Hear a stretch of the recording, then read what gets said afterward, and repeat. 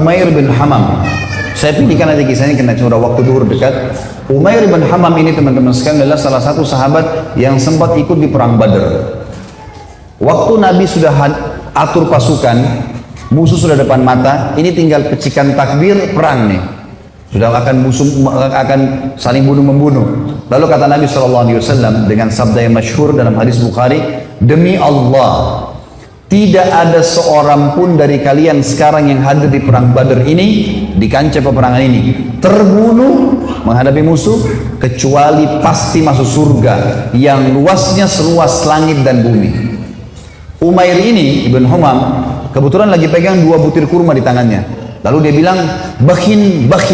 Bakhin itu indah sekali ya Rasulullah. Indah sekali, ulangin ya Rasulullah. Kata Nabi SAW, demi zat yang ubun-ubunku dalam agama, maksudnya demi Allah, tidak ada seorang pun dari kalian di sini yang terbunuh di kancah peperangan sekarang ini, perang Badar, kecuali pasti masuk surga yang luasnya seluas langit dan bumi. Umair mengatakan bakhin dengan semangat dia.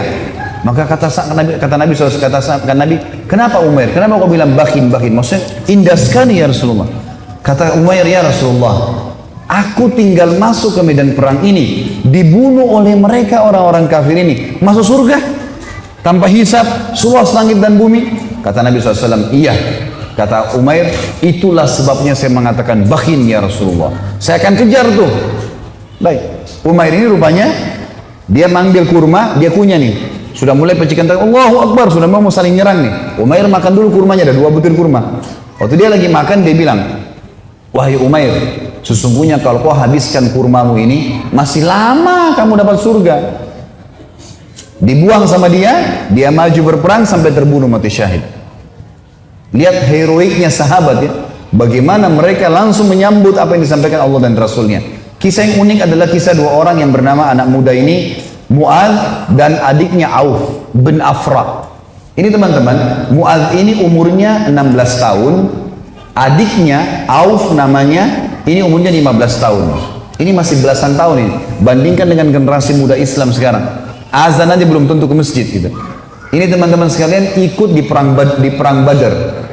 Waktu ikut di perang Badar, Abdurrahman ibn Auf menceritakan kepada kita, mengatakan, waktu saya lagi lihat peperangan sudah akan berkecamuk nih, udah mulai mau berperang musuh, tiba-tiba ada satu orang anak muda 16 tahun namanya Mu'adz berkata kepada saya, kepada Abdurrahman bin Auf, paman, mana Abu Jahal?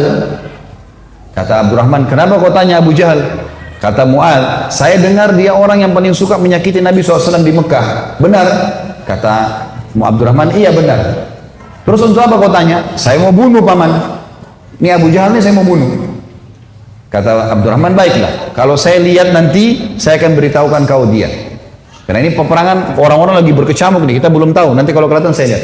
Maka si Mu'adz nunggu di sebelah. Datang adiknya namanya Auf, tanpa janjian nih, adiknya dia umurnya 15 tahun. Datang sebelah tanya yang sama, paman, mana namanya Abu Jahal? Kata Abdurrahman, kenapa kau tanya? Saya dengar dia paling suka menyiksa Nabi SAW di Mekah. Benar? Benar. Untuk apa kau tanya? Saya mau bunuh paman. Kata Abdurrahman, baiklah, kalau saya lihat saya akan tunjukkan. Kata Abdurrahman, sementara 2 di kiri kanan saya ini sudah ada gemuruh-gemuruh suara orang sudah mau perang. Tiba-tiba Abu Jahal dari kejauhan kelihatan. Abu Jahal itu dari kepalanya sampai kakinya, kudanya juga sampai kakinya semuanya besi. Yang kelihatan cuma matanya saja. Dia dulu di atas kuda, dikelilingi oleh 10 baris pasukan. Lingkar. Nggak bisa ditembus ini. Bayangkan kalau satu orang berdiri, ada orang buat lingkaran pertama, lingkaran kedua, sampai 10 lingkaran. Gimana caranya menembus nih? Kata Abdurrahman, waktu saya lihat, saya bilang, itu Abu Jahal. Waktu saya bilang, itu Abu Jahal, kata Abdurrahman, demi Allah, si Mu'adz sama Auf, seperti 2 anak panah yang melesit ya, dilepas dari busurnya. Lari dua-dua ini, menembus 10 baris itu. Tebas sana, tebas sini, naik di atas pundaknya, sampai ke Abu Jahal. Dan dua-duanya menebasin pedangnya sampai kena ke pahanya Abu Jahal.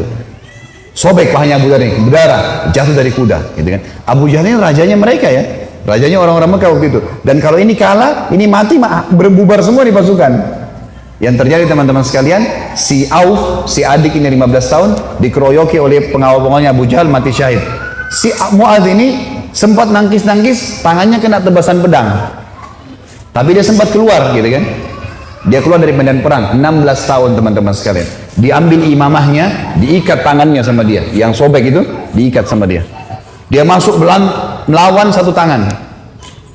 Waktu dia lagi perang, dia rasa tangannya ini mengganggu dia. Kesakitan kan? Dia mau cari mati syahid nih. Dia keluar ke kancah peperangan, tangannya ini diinjak sama kakinya, ditarik sama dia. Diputus sekalian. Dia masuk berperang sampai terbunuh teman-teman sekalian. 15 sama 16 tahun yakin mati di medan perang, ini adalah syahid. Gak ada rasa takut sama sekali. Ini luar biasa bagaimana. Kisah yang lain Abu Dujana. Abu Dujana radhiyallahu anhu ini sahabat Nabi, pernah begini, Syammah namanya dia Syammah ya. Beliau pernah ini Nabi SAW pegang pedang di perang Uhud. Udah masuk waktu? Hah? Hah?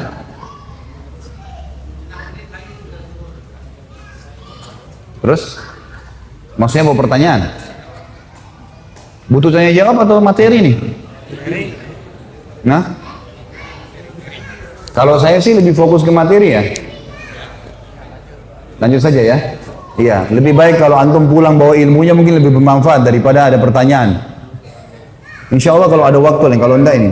Baiklah, Syammah ibn Harith ini radhiyallahu anhu, beliau pernah teman-teman sekalian, Nabi SAW henuskan pedang di perang Uhud, lalu beliau berkata, siapa yang mau memberikan haknya Allah dan Rasulnya di pedang ini? Maka Hamzah berdiri mengatakan, saya Rasulullah. Nabi SAW tarik, nggak dikasih sama dia. Kemudian Nabi bilang lagi, siapa yang akan memberikan haknya Allah dan Rasulnya di pedang ini? Ali bin Abi Thalib berdiri, mau pegang. Nabi SAW tarik. Hamzah dan Ali ini terkenal pejuang kesatria Islam yang kuat gitu kan. Nabi nggak kasih. Nabi ulangi lagi yang ketiga, siapa yang memberikan haknya Allah dan Rasulnya di pedang ini? Maka berdiri lagi teman-teman sekalian, sahabat Nabi yang ketiga, yang sangat terkenal juga adalah Mikdad. Mikdad ini terkenal, Umar bin Khattab jadikan dia seperti kekuatan 1000 orang. Saya Rasulullah, Nabi SAW tarik, nggak dikasih. Nabi ulangi yang keempat kali, siapa yang memberikan hak dan Rasulnya di pedang ini? Maka Abu Dujana ini, Syammah ini berdiri mengatakannya, Rasulullah, apa haknya Allah dan Rasulnya di pedang itu? Maka kata Nabi SAW, engkau mengambilnya dan engkau menghantamkan ke musuhmu pakai perang ini sampai pedang ini bengkok. Kata Syammah, baik Rasulullah, saya akan berikan haknya, kasih ke saya pedang itu. Maka Nabi SAW pun memberikan pedang itu, karena Nabi SAW ingin sahabat ini bertanya dulu apa haknya Allah Rasulullah di pedang itu.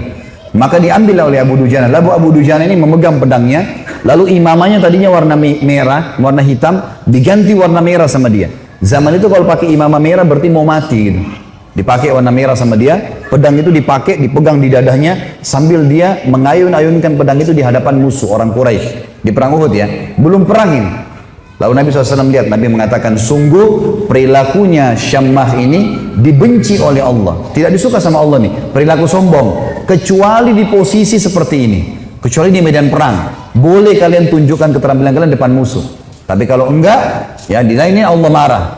Maka Abu Dujana pun akhirnya memegang pedang tersebut teman-teman sekalian.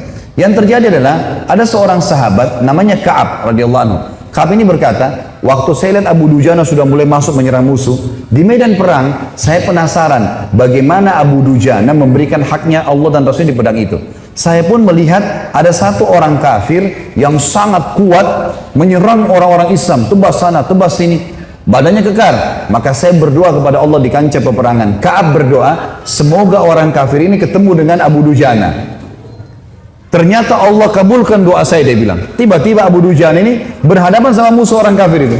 Dan waktu berhadapan, mereka akhirnya duel berdua. Dan saking serunya duelan Abu Dujana dengan orang kafir ini, sampai orang-orang di kancah peperangan berhenti perang.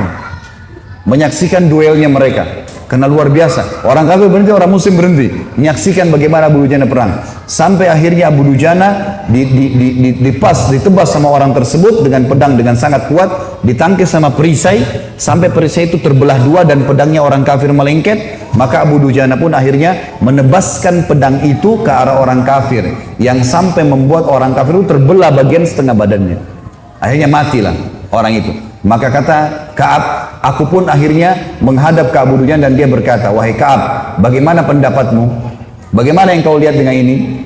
Maka dia pun tersenyum. Artinya Abu Dujana betul-betul mengerjakan apa yang diperintahkan oleh Rasulnya. Tentu dalam medan perang cukup banyak kisah-kisah teman-teman sekalian. Juga ada kisah yang sangat unik sebenarnya, saya disimpulkan, insya Allah 1 menit saja. Ada namanya Hamrat Asad. Waktu para sahabat kalah di perang Uhud, ada 70 sahabat mati syahid. Sisanya, kan sahabat yang pergi perang Uhud itu 700 orang ya. 70 orang mati, jadi sisa 630 orang. 630 orang ini teman-teman sekalian semuanya luka parah. Kita tutup dengan kisah ini ya. Luka parah semuanya.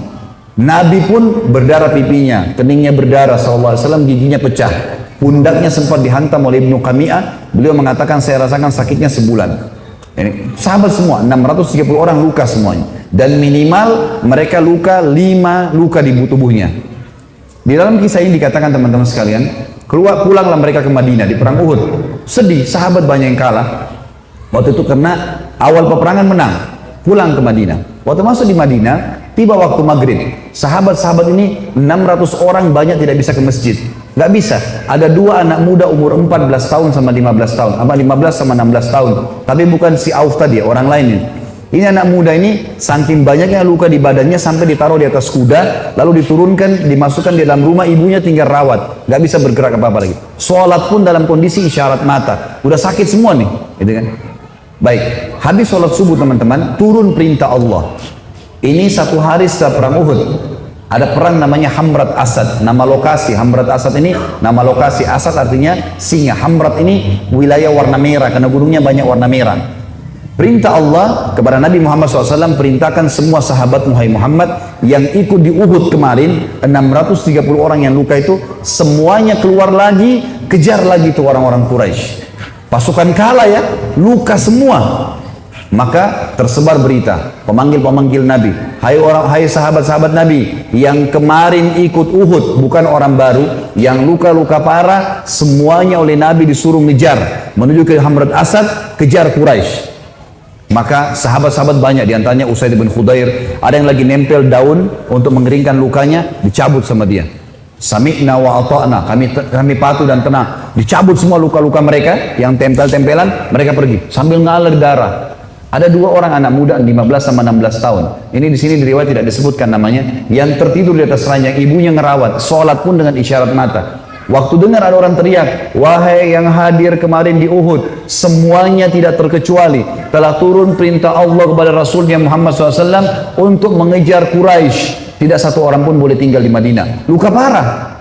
Maka adik kakak ini bersebelahan tidurnya. Kakaknya bilang, wahai adikku, tidak mungkin kita tinggal di atas ranjang begini sementara panggilan Rasulullah ada 16 dan 15 tahun ini. Maka kata adiknya, bagaimana caranya kak? Kita nggak bisa bergerak nih. Apa kata kakaknya? Demi Allah, saya akan seret kamu sekali, kamu seret saya sekali, sampai kita menjawab panggilan Allah dan Rasulnya.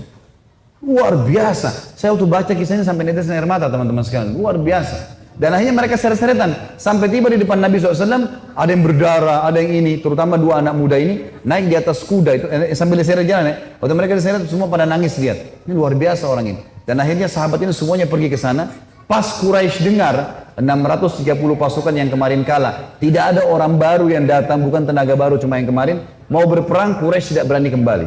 Mereka takut, ini jangan sampai luar biasa nih, kok bisa sampai luka parah mau kembali gitu.